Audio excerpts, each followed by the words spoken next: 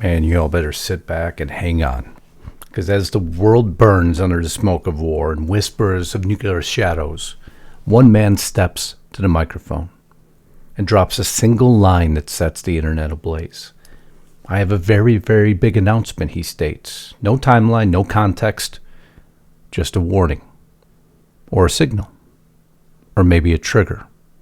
As India and Pakistan clash, as Iran toys with enriched uranium, as Gaza ignites and Russia sharpens its blades against Ukraine, President Trump throws gasoline on an already raging firestorm, and now every globalist, warmonger, and backroom deal maker is holding their breath. What does he know? What's coming? And most importantly, who's afraid of it? And that's the story I'll bring you here in just 1 minute.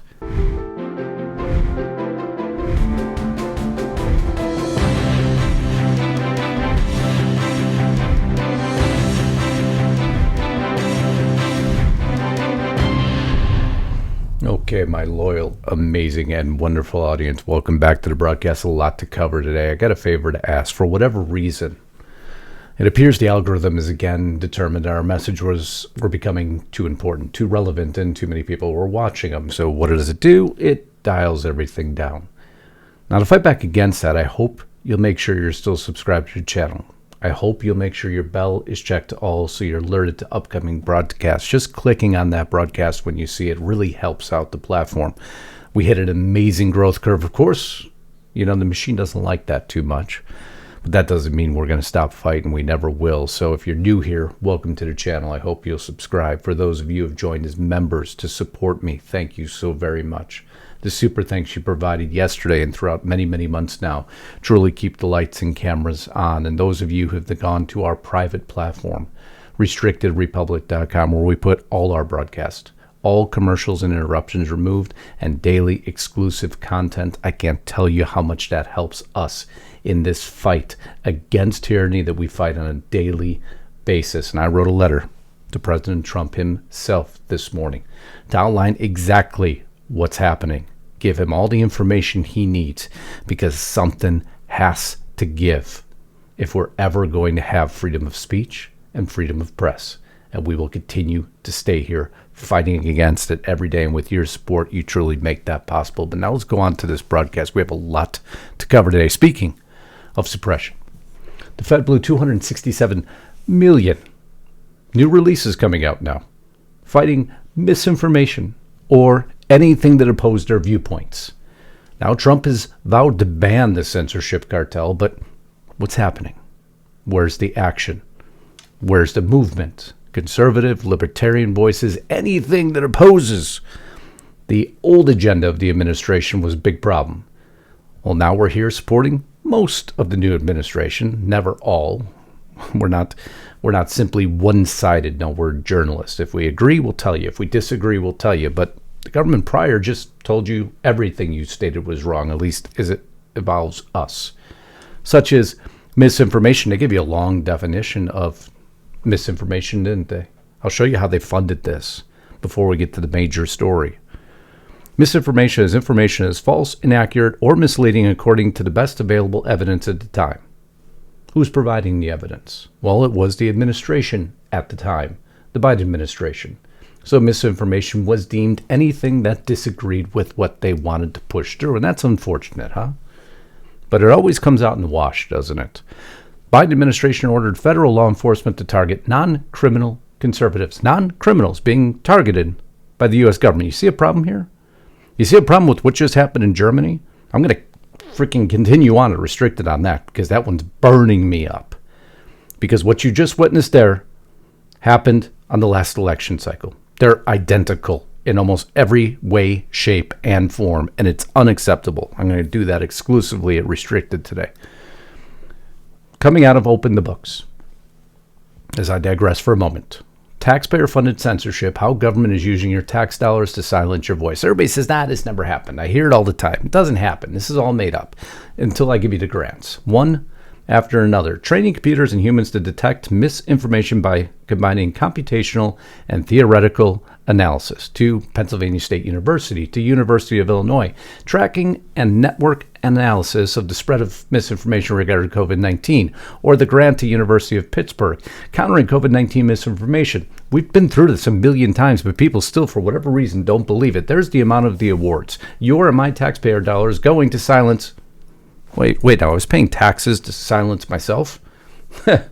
Isn't that the irony of the situation? But unfortunately, it's the truth of the situation. Disturbing, an understatement, so disturbing that they even made escape rooms that they funded so that you can be conditioned to support the establishment.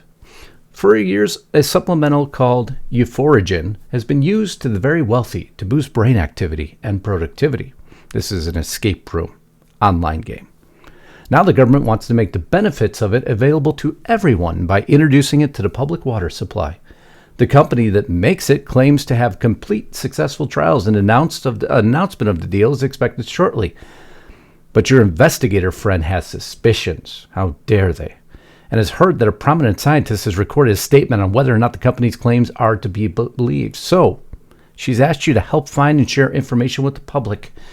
Help us diffuse this misinformation. This is called conditioning. Isn't it a wonderful state that our government was in? And this was funded by one of those grants. But everything against us is funded, isn't it? Report finds big drop in FBI use of intelligence database to search for information on Americans. Now, we knew this existed, didn't we? In 2023, it was 57,094 searches, or U.S. person inquiries. In 2024, it's now dropped, or has dropped, because guess who was coming in, to 5,518. I can't wait to see what the 2025 number is. So Trump administration, listen in, we'll be watching. I don't like when the FBI spies on average American citizens very much. We have bigger problems, don't we? Pam Bondi, though, a moment of success, announcing the largest fentanyl seizure in history. So the Trump administration is having results. 3 million fentanyl pills recovered. 11.5 kilograms.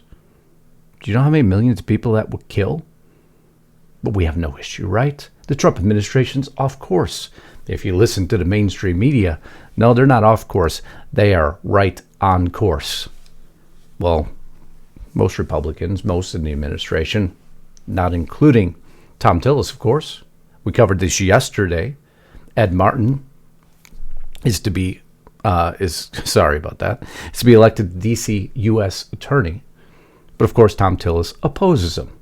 He won't support his nomination because he walked through the doors of J6, quote, unquote. So we asked you to reach out to your congressman. It appears you did, because Senator Cornyn has now changed his position and has joined President Trump in supporting Ed Martin. Because if you don't support Ed Martin and the Republicans don't elect him, then Boasberg gets to appoint the interim U.S. District Attorney.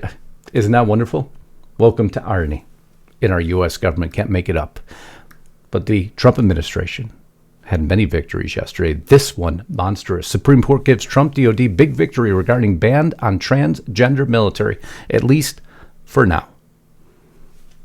For now. But a victory nonetheless. They can continue their terminations and adjustment. That Pete Hegseth here has already told you exactly what he intended on doing. We are leaving wokeness and weakness behind. No more pronouns. No more climate change obsession. No more emergency vaccine mandates. No more dudes in dresses. We're done with that shit. Well, people go crazy. He cursed. Of course. Sorry, we speak straight. I curse too. Sue me, please. But what does it matter? We need the full force of the military. You see what's happening around us right now. How did I start this video?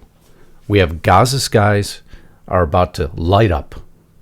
We have India attacking Pakistan. We have Russia and Ukraine.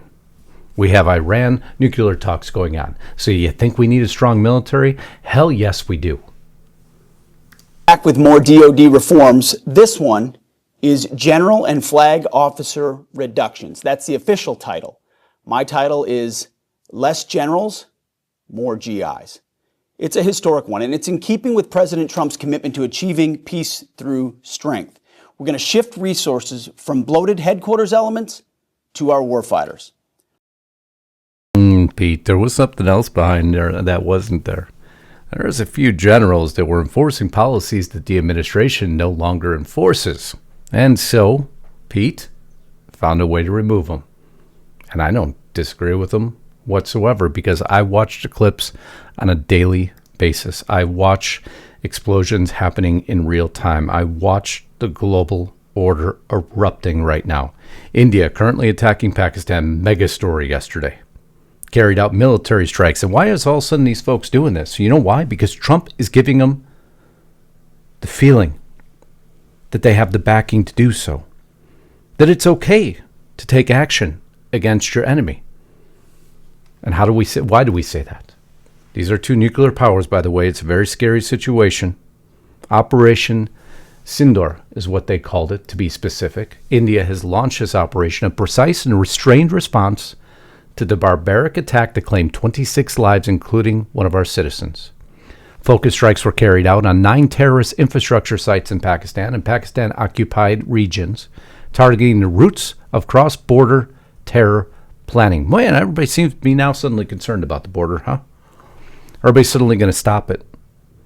You see that everywhere. And I call that the Trump effect. Press release came out from the Ministry of Defense. A little while ago, the Indian Armed Forces launched Operation Sindoor, hitting terrorist infrastructure, Pakistan, and Pakistan-occupied areas. Altogether, 9 sites targeted. Our actions have been focused, measured, and non-escalatory in nature. No Pakistani military facility has been targeted. India has demonstrated considerable restraint in the selection of targets and method of execution. These steps come in the wake of the barbaric attack in which 25 Indians and 1 Nepali citizen were murdered. We are living up to the commitment that those responsible for this attack will be held accountable. But people struggle with accountability, don't they? Especially when it has effects like this. What did the Trump administration know or not know? Any questions for Steve? Mr. President, do you have any reaction to the attacks between India and Pakistan? No, it's a shame. We just heard about it just as we were walking in the doors of the Oval. Just heard about it. I guess people knew something was going to happen based on a little bit of the past. They've been fighting for a long time. You know, they've been fighting for many, many decades and centuries, actually, if you really think about it. No, I just hope it ends very quickly. Will it? We don't know. Does Trump know? No. But is it over? Oh, everybody thought it was a one and done, right? So you listen in here. I am told that Operation Sindoor is only in its first phase right now. There could be more attacks. There could be more attacks against Pakistani targets. We don't have a confirmation, but I am told that what we've witnessed tonight at 1:44 a.m. is only phase 1. So, you may be preparing for more news. I'm just getting you ready for it. But there's been failures. There's been success, the largest one, primarily falling on deaf ears. I mean, the mainstream media has to cover it. But Trump here making a mega announcement, one of the most important of his administration so far. Listen in here. Had some very good news last night. The Houthis have announced that they are not, or they've announced to us at least, that they don't want to fight anymore. They just don't want to fight. And we will honor that. And we will stop the bombings. And they have capitulated. But more importantly, we will take their word. They say they will not be blowing up ships anymore. Did anyone expect that to happen? Anybody in the mainstream media say that would happen? But this all leads up to something even more significant, a statement, an announcement. This is where it gets a little bit more chilling in some ways. Trump didn't just drop this line, by the way, in a vacuum. This isn't political posturing. No, it's precise timing. Because within 24 hours of his words hitting the airwaves, what do we have? Iran nuclear tensions are surging. Allegedly, they wanted to come to the negotiating table. China allegedly backing down on this whole tariff argument. Gideon's chariot being announced from Israel into Gaza to take it once and for all. Pakistan and India now fighting.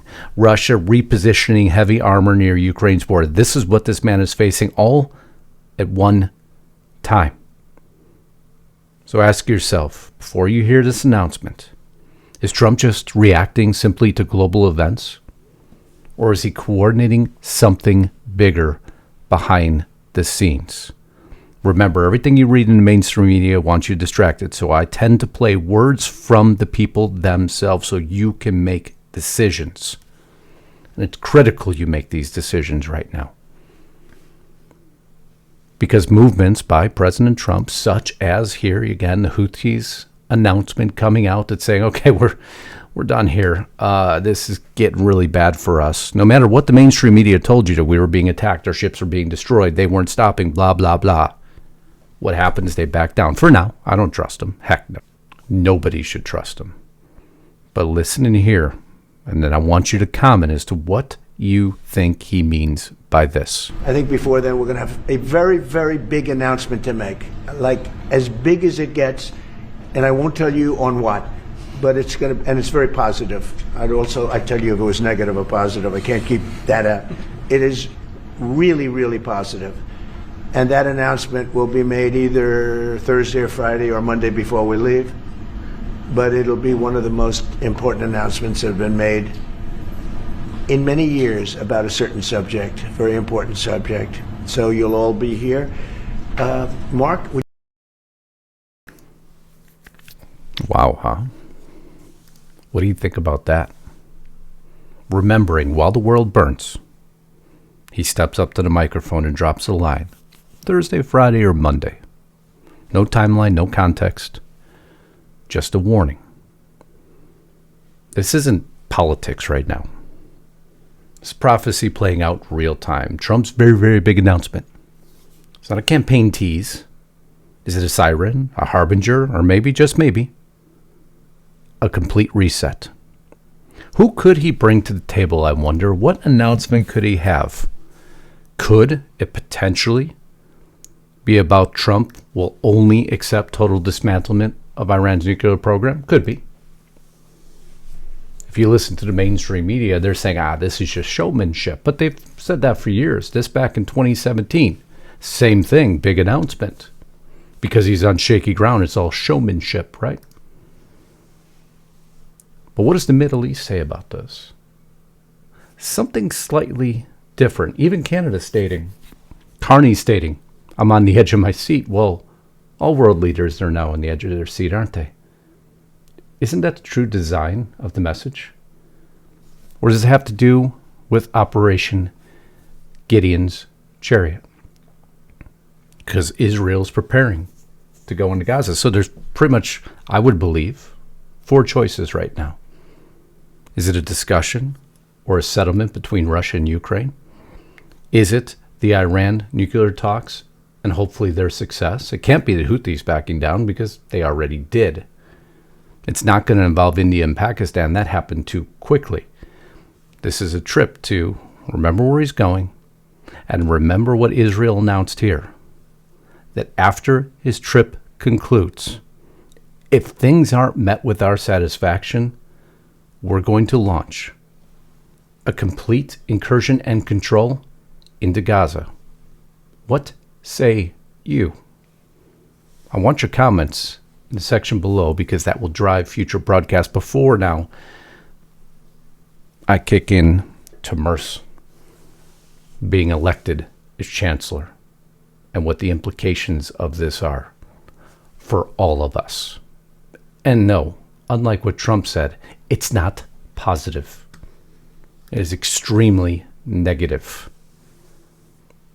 While the world's on fire and truth becomes a casualty here, only the brave standing in the smoke ever can see through it. Make any sense to you?